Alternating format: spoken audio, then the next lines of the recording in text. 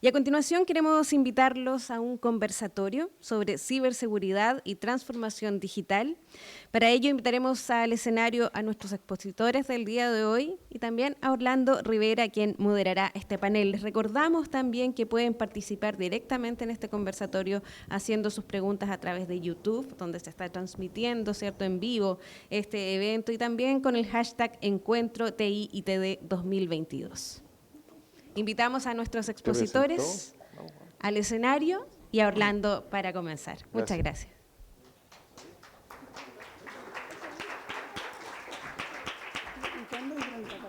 ¿Cómo? Perfecto. No, está bien. ¿Sí? ¿Se escucha perfecto? ¿Qué les pareció? Muy bien, muy buenos temas. Yo creo que se ha logrado con éxito haber podido transmitir las distintas miradas, posturas, veredas que tienen los temas de ciberseguridad. Tremendo expositores. Aprovecho nuevamente a agradecer a Luis, a Andrés, Pablo, a Lili también por acogernos en la universidad. Y ahora quisiéramos dejar abierto un poco para poder conversar y hacer de alguna manera una bajada, sentar estos temas con varios tópicos. Me gustaría partir pidiendo una aclaración, que nos ayude Andrés. Dentro de tu exposición nos comentaste varios temas regulatorios en varias estándares o normas que existen, y hay una que nos hace bastante sentido y que yo creo que preocupa mucho a las empresas en términos legales respecto a la responsabilidad que tienen en el ámbito de delito informático cuando un colaborador, por omisión o con intención, pudiera cometer algún ilícito en el ámbito informático y que pudiera comprometer la responsabilidad jurídica de una organización.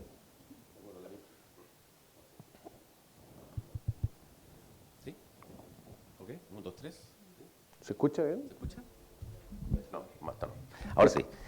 Sí, la 21.459, que es la ley de delito informático, modificada y publicada en el Diario Oficial el 20 de junio, hay que tomar en consideración que lo que hace es actualizar una ley que teníamos del año 1993. En esa época Chile ni siquiera tenía internet masivo. Los primeros planes de internet masivo son finales de los 90, 97, 98. Por lo tanto, claro, respondía a otra realidad. Nace como consecuencia de los ataques que sufrieron algunos bancos, y eso generó una necesidad de actualizar esa normativa. Y además por un convenio internacional, que es el convenio de Budapest, que es el Tratado Internacional del año 2001, que Chile suscribió el año 2017, y permitió, por lo tanto, le obliga al país a modernizar su legislación. Eso como antecedente. Desde el punto de vista de la ley, el artículo 17 y 18 incorpora una exigencia que es bastante novedosa, que es la responsabilidad por parte de la empresa de tomar las medidas de resguardo en relación a que si actores internos de su organización utilizan en beneficio de la organización, de la empresa, ojo, si yo uso mi sistema informático para votar a mi contraparte en una licitación, uso sistemas informáticos para dejar o capturar sus datos o capturar desde el punto de vista de su información para ello vaya en beneficio de mi organización, bueno, en ese caso aplica los criterios de la responsabilidad penal de la persona jurídica, la ley 20.393, que es una exigencia que la OCDE le puso a Chile el año 2009 como exigencia para poder formar parte de este selecto grupo de países. Y por lo tanto, en este caso, son los directores de empresas que asumen esa responsabilidad. No es que se lleve la escritura de la sociedad y se meta a la cárcel, no, eso no aplica. Aquí es la responsabilidad personal de los directores de empresas en el sentido de la debida diligencia que deben cumplir de órdenes, instrucciones, recomendaciones, políticas, como lo veíamos en el informe que presentó IRADE, respecto de las políticas de seguridad de la información, modificación al reglamento interno.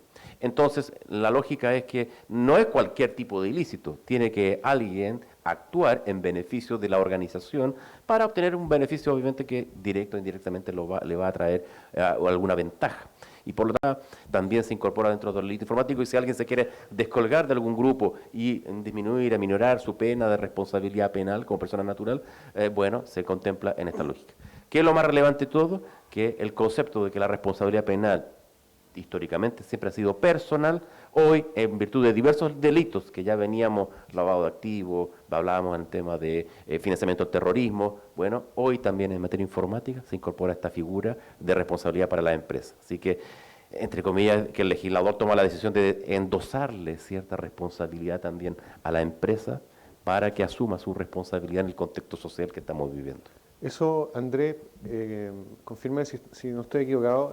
Entiendo entonces que la empresa, dentro de la responsabilidad que tiene para poder de alguna forma dejar zanjada esa responsabilidad, es que tiene el deber de poder capacitar, informar y transparentar a sus colaboradores respecto de las responsabilidades que tiene cada uno, pues, de alguna forma, porque la ley después lo que dice, si la empresa le informó al colaborador y existe evidencia, ¿verdad?, de que lo capacitó y lo concientizó respecto al contenido de la ley y esa persona comete un ilícito, al existir esta evidencia, la empresa podría, de alguna forma decir, yo le dije y por lo tanto él lo hizo y la responsabilidad en ese caso cae sobre una responsabilidad personal. Con una condición, que la empresa tiene que tener certificado su módulo de prevención de delito. Su MPD es una condición para que opere una eximente a nivel de procesos con responsabilidad. los que tiene que cumplir y tener... Claro, que la 20.393, que es la ley de responsabilidad penal, le obliga a la empresa a poder tener estos modelos de prevención de delito. Y muchas empresas que construyen los modelos los guardan en un cajón y cuando hay que activarlos no están capacitados. Hoy los fiscales ya, después de sendos casos que vivimos en la historia del país, ya olfatean cuando la empresa no capacita, cuando las políticas no forman parte de la realidad de la cultura, la política no conversa con la realidad del día a día. Ese contexto es fundamental que opere en la realidad. Muchas veces me llamaba la atención del estudio, yo me ponía a preguntar, me hacía internamente la pregunta, ¿cuántas de esas personas y empresas que aseguran que sus políticas forman parte de la realidad cotidiana de la organización? Es decir, que el reglamento interno de orden, higiene y seguridad, que los contratos de trabajo, que los contratos con los proveedores se cumplan en la realidad y no solamente sean papel, porque el papel soporta cualquier cosa. Perfecto, gracias por la intervención, Andrés. Pablo. Ahí sí. Oye, a todo esto sobrevivimos al corte programado de energía eléctrica. Estamos, sobrevivimos. En cualquier minuto. Sí. Paulo, ¿alguna recomendación final desde el punto de vista de la estructura que tú indicaste? Que eso es una pregunta súper frecuente dentro de las empresas. De pronto se hacen iniciativas relacionadas al ámbito de la seguridad y la ciberseguridad, pero se desconoce la dependencia de a quién reporto, a quién vigilo y a quién reporto. Y ahí aparece también, está vinculado con lo que presentaba Andrés en un minuto, donde dice los equipos hoy día tienen que ser multidisciplinarios. O sea, el ámbito de la ciberseguridad hoy día no es responsabilidad directa solo de la parte técnica de TI, de informática, sino que también de alguna forma completar equipos que tengan algunos otros entes, como por ejemplo el ámbito legal, el ámbito de la auditoría, etcétera. ¿Alguna recomendación de lo que tú has visto en tu experiencia en grandes empresas, cómo están conformados y cómo debería ser el desde en esa estructura? Mira, yo lo que hago es dejar a las empresas que peleen solas, porque me ha tocado vivir el proceso de adopción de ciberseguridad y en la gráfica que puse, en un organigrama donde tú pones este elemento, cada empresa tiene su visión distinta, cada gente tiene su propia postura, cada departamento interno tiene su propia interpretación de cómo y dónde, y esa es una pelea que tienen que dar internamente ellos y ponerse de alguna forma de acuerdo. Y cuando eso está resuelto, ahí entran los terceros, los proveedores, a decirle, ya, ok, ahora podemos conversar, después de que pelearon y se pusieron de acuerdo. Pero esa, ¿cómo decirlo? Esa estructura depende casi siempre del negocio, ¿cierto?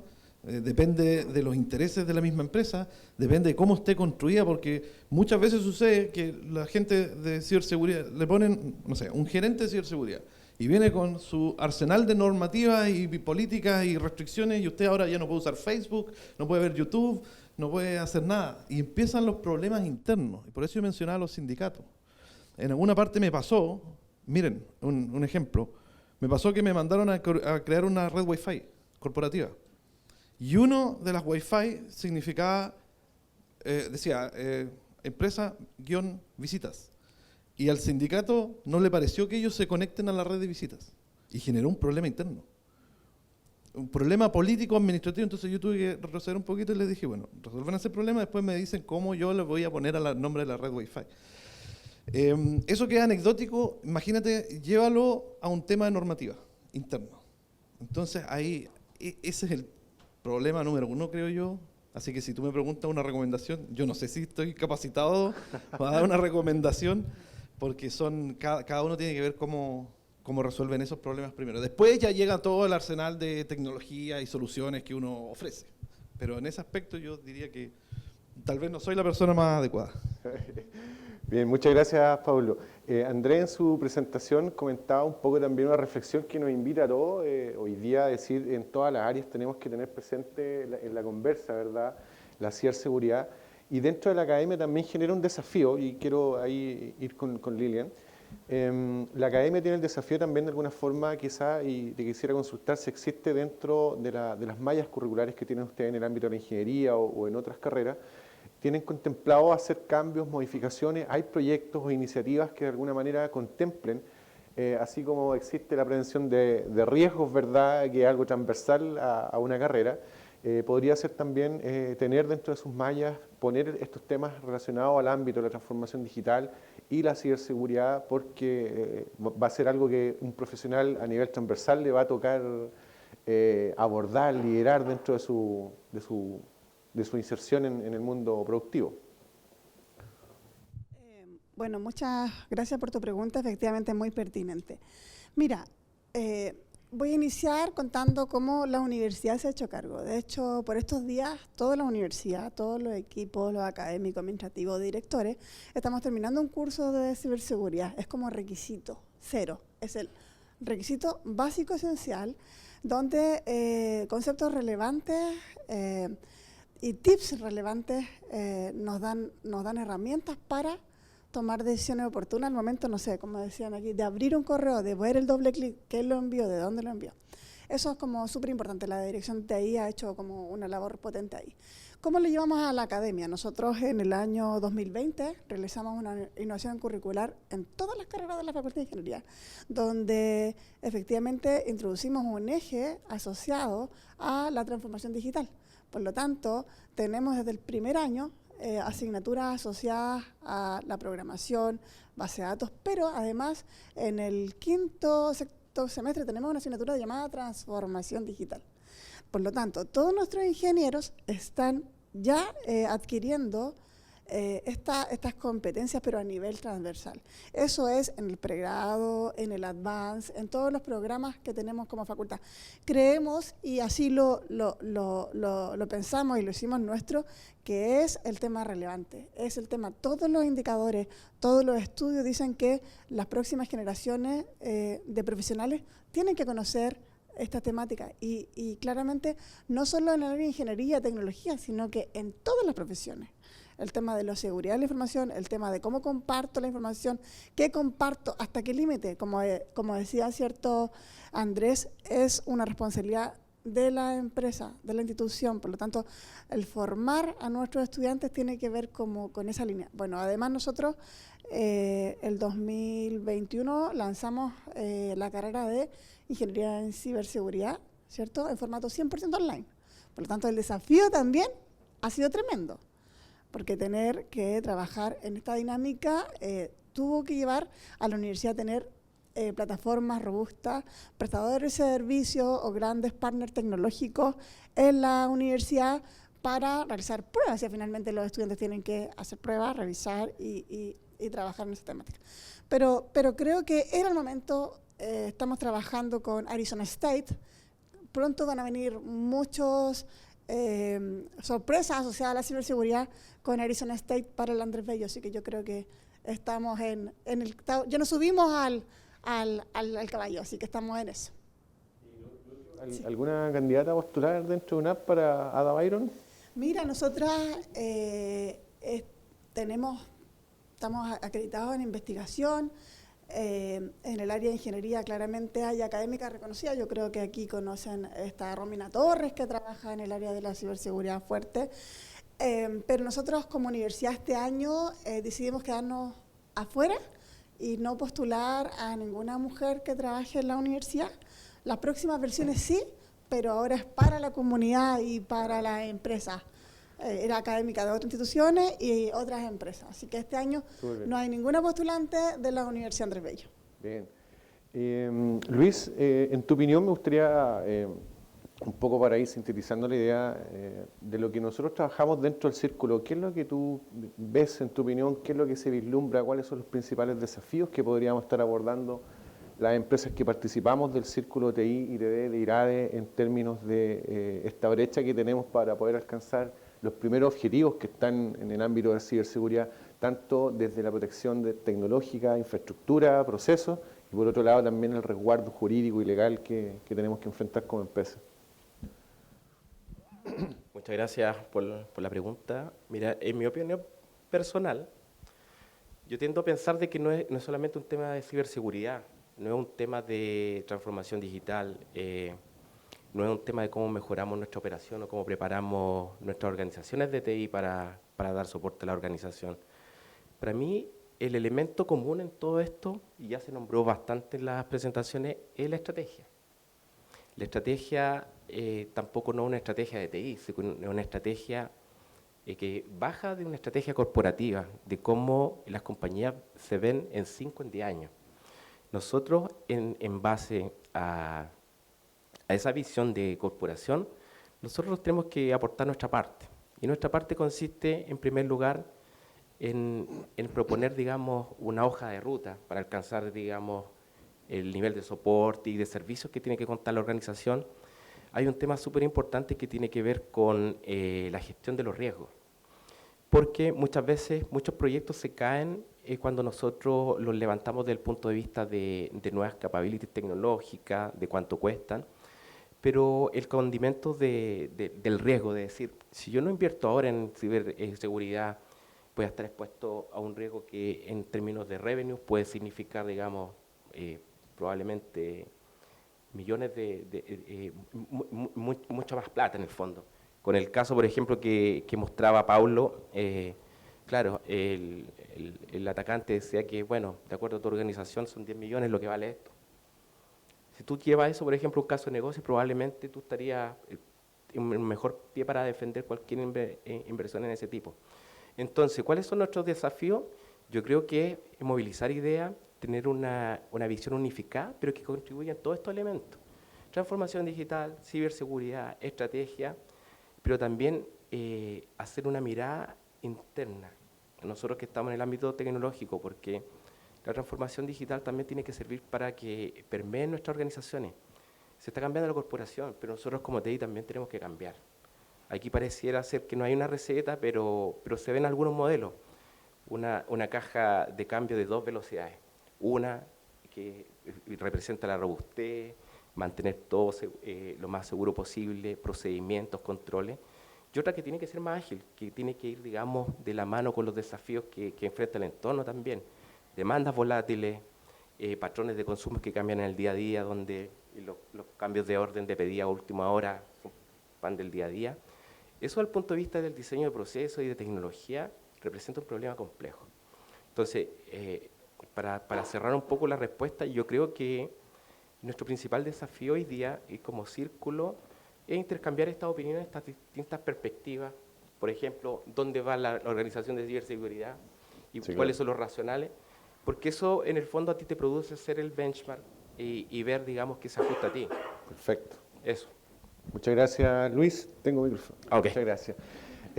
Solo para complementar, dentro del estudio que mostraba Luis, había un ítem que me llamó tremendamente la atención y lo voy a socializar, que tiene relación con que nuestro círculo de TI y TD el año 2020, cuando partió de la parte, el momento más duro de la pandemia, nosotros firmamos un convenio de colaboración con el CSIRT.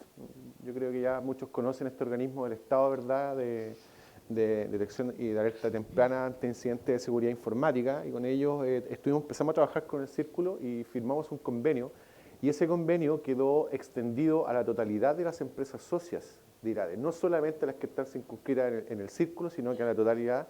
Por lo tanto, claramente tenemos un desafío, un trabajo que hacer como círculo para poder también ir donde el resto de las empresas socias de IRADE que no participan del círculo, para que estén enteradas de nuestro trabajo, de lo que hacemos, y que también están bajo este convenio del CSIRT, y que la cifra mostraba que decía que no, pero claramente era porque están en desconocimiento. Eso, para ir cerrando, les quiero nuevamente dejar invitado, a propósito de nuestro seminario de hoy, dejar invitado a Herede, que se viene 29, 30 de noviembre. Dentro de eso existe, el día 29, existe un almuerzo temático. Vamos a tener un almuerzo temático relacionado al ámbito de ciberseguridad, con una charla súper importante con una persona especialista en ciberseguridad, en donde nosotros vamos a estar participando, así que los dejamos invitados a que se puedan ver el programa y se puedan registrar en herede.cl 29 y 30 de noviembre. Así que para finalizar les quiero brindar un abrazo. Paulo, Sí, ¿algo? una pequeña reflexión que siempre cuando termina esta charla, espero que la gente se vaya muy asustada. Ese es el fin de todo esto, que vayan y piensen, pero también esperanzados porque hay profesionales, hay empresas, hay soluciones, hay tecnología disponible para que todo el mundo la aplique. Sí, aquí el tema es aplicarla. ¿Cómo? ¿Con cuántas lucas? Y eso, pero eso, esa era mi reflexión, que vayan bien asustaditos nomás. Muchas gracias. A su casa. Solo para cerrar el ciclo, quisiera ya dejar a los invitados para que hagamos el cierre final de la actividad. Ok, bueno, les damos un aplauso a nuestro panel, gran panel en este conversatorio, y para agradecer también a los participantes.